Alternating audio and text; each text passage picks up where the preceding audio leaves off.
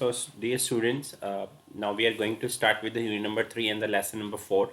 In this lesson number 4, you will learn about the ABAP processes in detail. Now, before proceeding to the first ABAP process, first of all, I want to tell you about the transaction. Actually, what is the relationship between the database and the SAP transaction? So in this slide, if you will see, there is a concept of the ABAP transactions. So what is the ABAP transaction and why we use this ABAP transactions? As you know, a program which is running state, which is in running state, that state is called transaction. And program when complete, that means the transaction has been completed. So as you can see in this figure, we have the three screens, screen 100, screen 105 and screen 110. So each of the screen have the two modules. First is PBO and second is PAI. PBO stand for the process before output and second is process after input. Similarly, for 105 we have two modules, PBO and PAI. Similarly, for screen 110 we have the module PBO and PAI.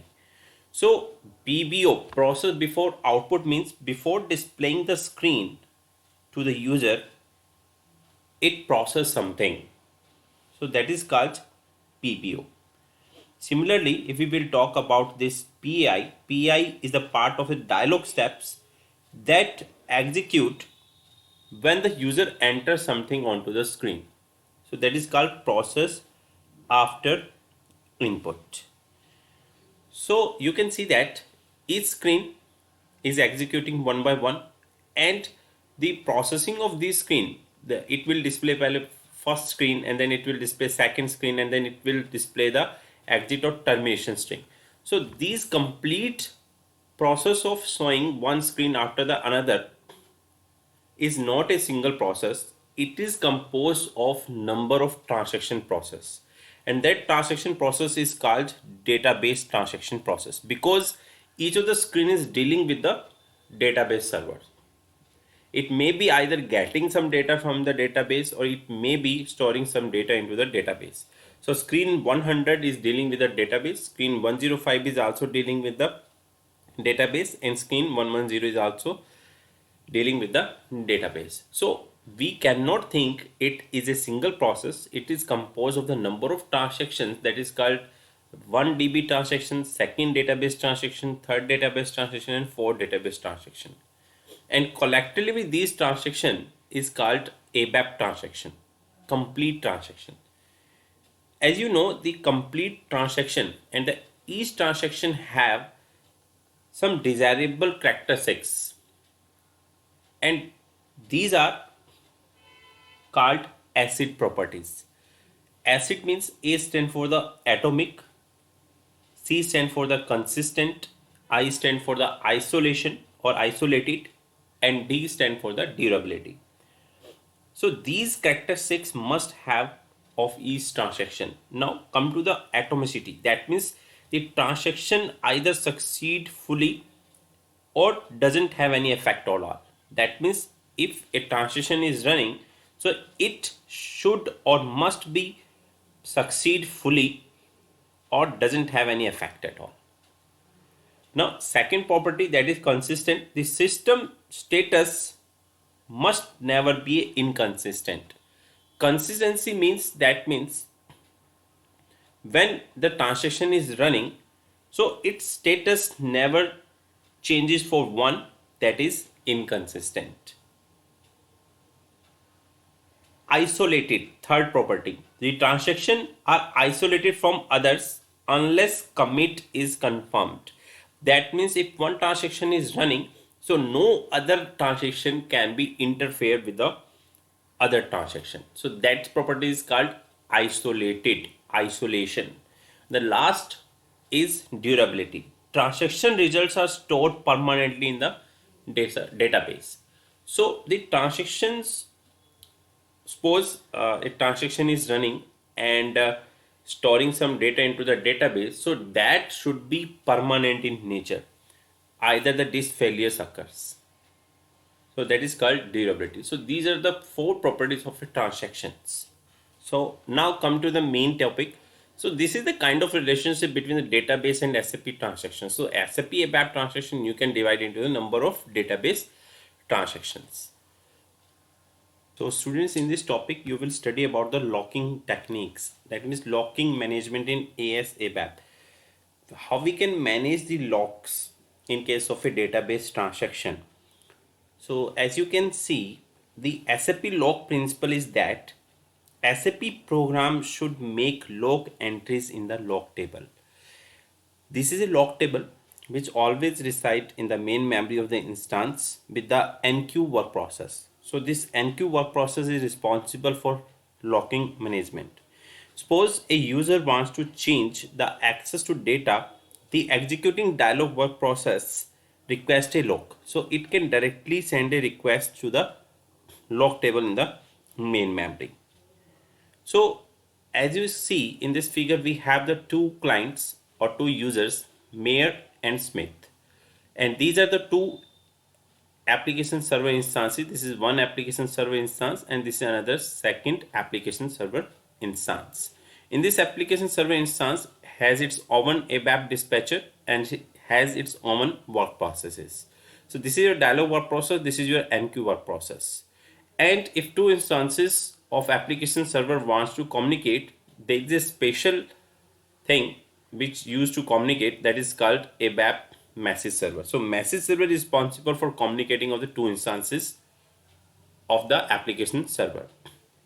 Now suppose this Mayor wants to read data from this database, so Mayor will send the request to the application server, or in case of application server, ABAP dispatcher will allocate that work to the dialog work process. So in this case, the dialog work process will directly make an entry into the log table which is resided in the main memory. So and then it will access the data from the database and send the result back to the Mayor. Now suppose there is another condition. Suppose the Smith wants to be access the database and want to be write something in the database. Then how it can do that? It will send the request to its application server instance. That application server instance communicate to the message server, and then ABAP dispatcher will send the request to this message server, and this message server will send the request to the ABAP dispatcher of the Mayor, and then dispatcher will allocate that work to the enqueue work process, and the enqueue work process will check the entries for that data item in the log table. If it is there for the Mayor, then it will reject the request of the Smith. If the log entry is not there for the Mayor for that data item, then it will acquire the log for the Smith user. So by this way, the Smith can change to the data which is resided in the database server. When we will talk about the normal database or SQL, then we have the two types of log, read log and second is write log. But when we will talk about the SAP locking techniques, then we have the four log modes. The first one is write log, second is read log, third one is enhanced write log, and fourth one is optimistic log. Now what is write log? In this log, the user can edit only once. That means it can be edited only by the one user, and any read or write logs are rejected. Suppose a user's Mayor is acquiring a log and want to be edit something data into the database, then any other user send a request for read and write, then it will be rejected, and at that time the write log is sometimes called log mode exclusive. Now come to the second type of log mode, and that is called read log. Read log allow the concurrent read access to the log data. That means many users can access the same data item for read, but the write is rejected at that time.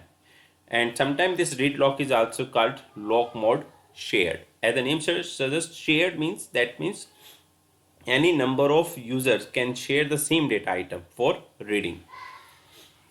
Third one is enhanced write lock. Enhanced write lock means it allow write locks to be successfully requested and raised by the same transaction. That means one transaction can successively allow for writing one by one. So a transaction will allow to write log to be successfully requested, firstly requested and then released, then requested and then release. And this is the same as write log, and same transaction can successfully request and release the write log. So this is kind of an enhanced write log. And this lock mode is also sometimes called lock mode exclusive non-cumulative. Now, fourth kind of lock mode is optimistic lock.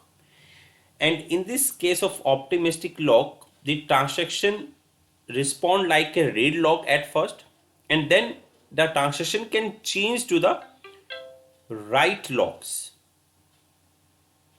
and can be set if the user display the data in the change mode. That means the transaction is a user or transaction is acquiring firstly the read log, and then it can change to the write log.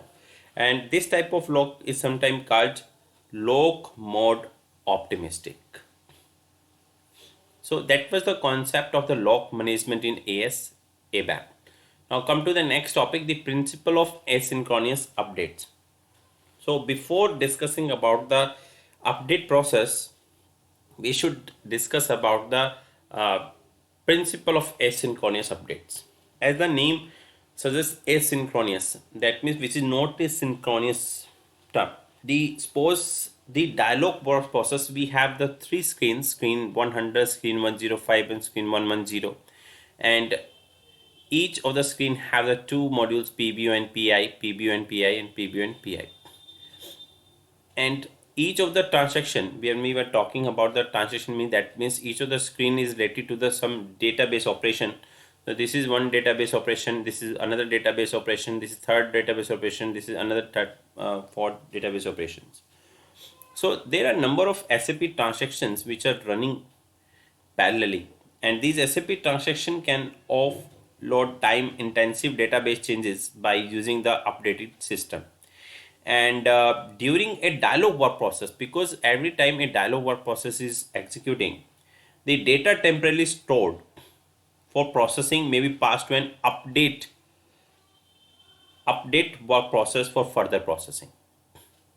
So you can see that suppose this is a dialog work process, and it is storing some temporary data for processing, and it may pass this data to an update work process for further processing, because it may be that data which was stored by this first screen may be used by the another screen, so it will store it temporarily. Similarly, the dialog work process in that case doesn't wait for update request to be completed, and this type of update is called asynchronous.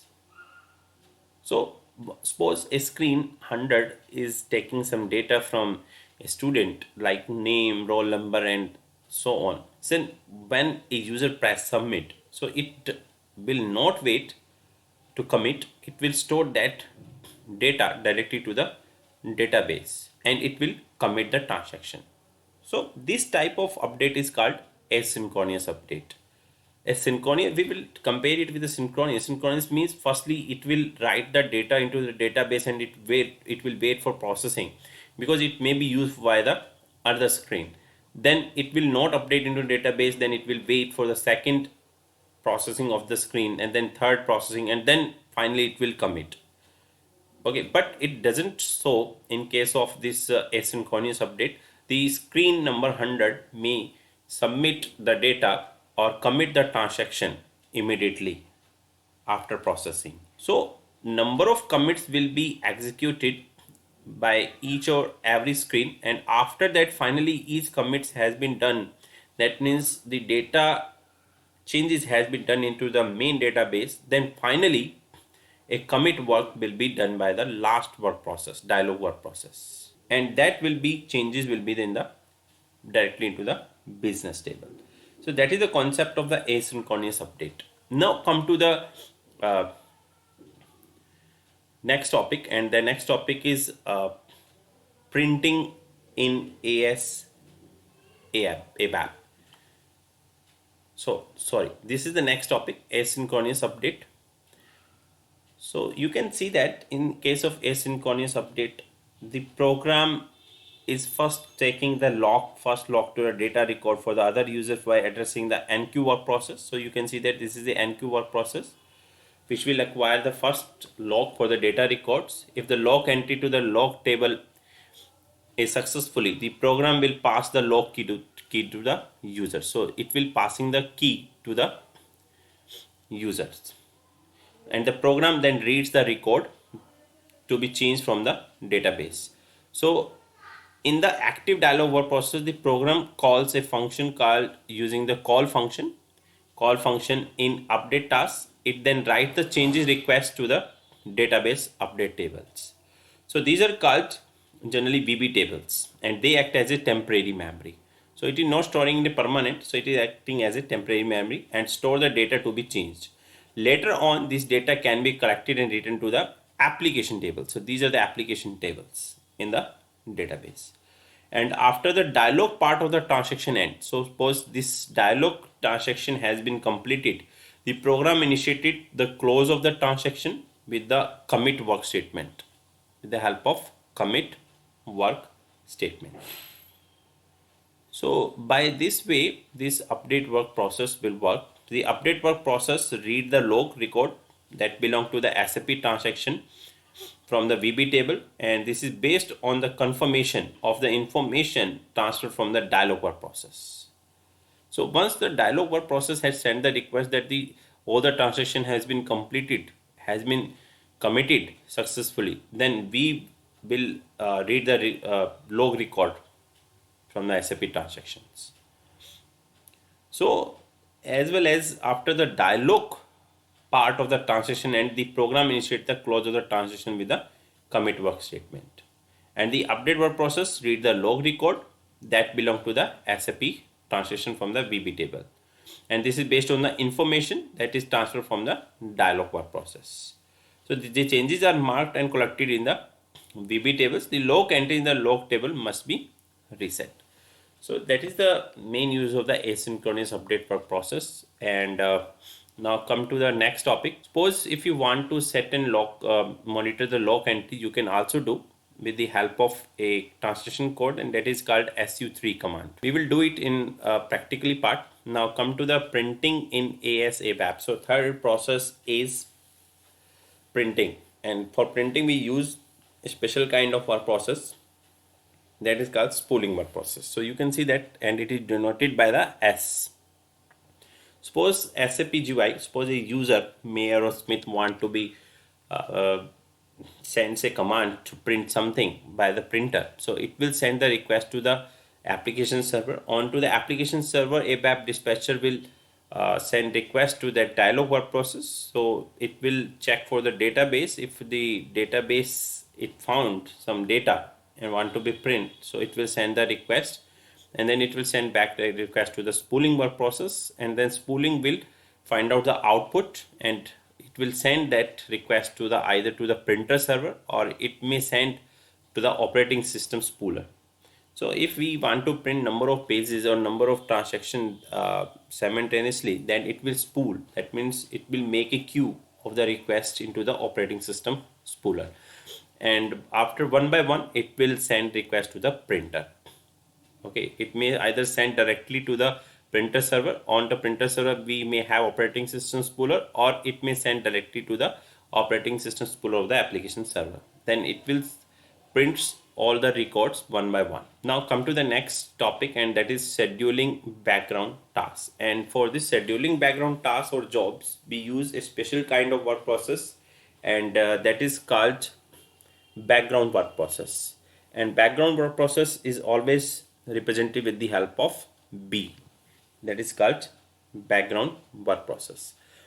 As an end user, you can schedule the program to be started in the background as a job from the application transaction. So sometime it is needs to be start number of process simultaneously, and if you want to be send back these particular transaction to run into the background, then you can do that, and that can be only possible through the background work process.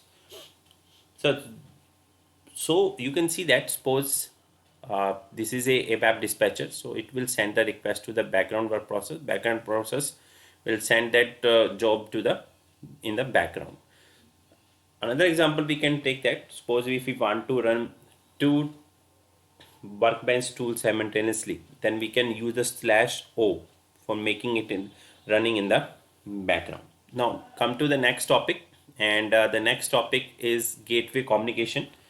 As we have discussed, suppose number of instances of a single application server wants to communicate, then there is no need of a gateway. Only the message server is responsible for communicating with number of dispatchers of a instance of application servers.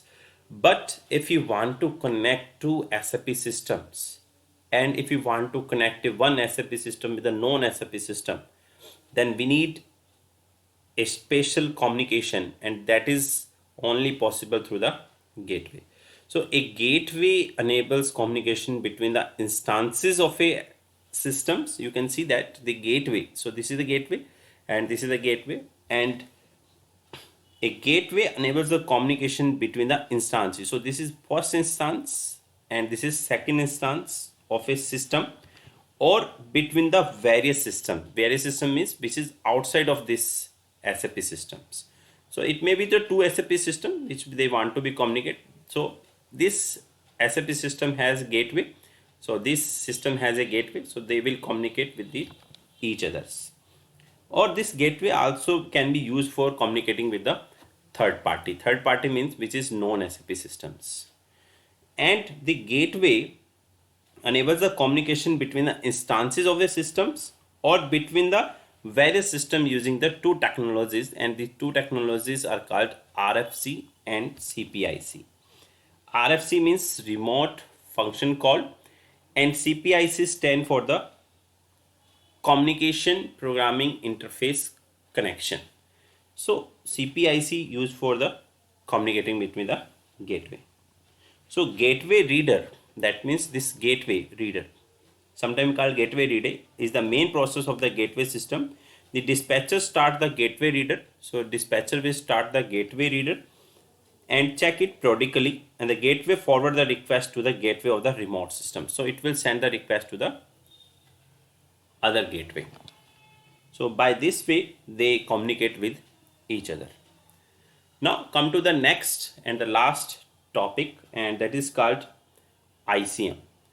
So if you want to process a web request, suppose if you want to send a request to execute something onto the application server, so you can do that by with the help of SAP GUI with HTML, and that is only possible with the help of web browsers. So at that time, internet communication manager plays a very important role, and the internet communication manager ICM receives the web request. It takes the web request. The ICM then uses the URL to decide where it should forward the request. You can see in this figure we have the number of steps is given. Number one step is this one, and in this numbers one step is that is the ICM receive the web request from the web browser, and then ICM uses the URL to decide where it should forward the request. Any request to the Java runtime environment goes to the Java dispatcher. If it is kind of some Java based request, then it will send that request to the Java dispatcher, which then forward it to the Java server processes. So this is 1, this is 2B, and this is your 3B. The Java server process then refers to the Java schema of the database and send the response back to the ICM. So you can see that this is 3B and then it send back request to the ISM with 4B step. Similarly, if any request is coming to the ABAP runtime environment, so ABAP runtime environment, again the step number 1, that request is forwarded by the ICM to the ABAP dispatcher, that is step number 2 2A, which then handles, ABAP dispatcher will handle it like a SAP GUI request, and it forward it to the work process, or it may be either your dialog work process or any other work process. So step number 3A. So after the relevant work has been done from this work processes, then it communicate directly with the ICM, and it is shown in the fourth step 4A. Then the ICM forward the response to the user who sent the request by step number 5.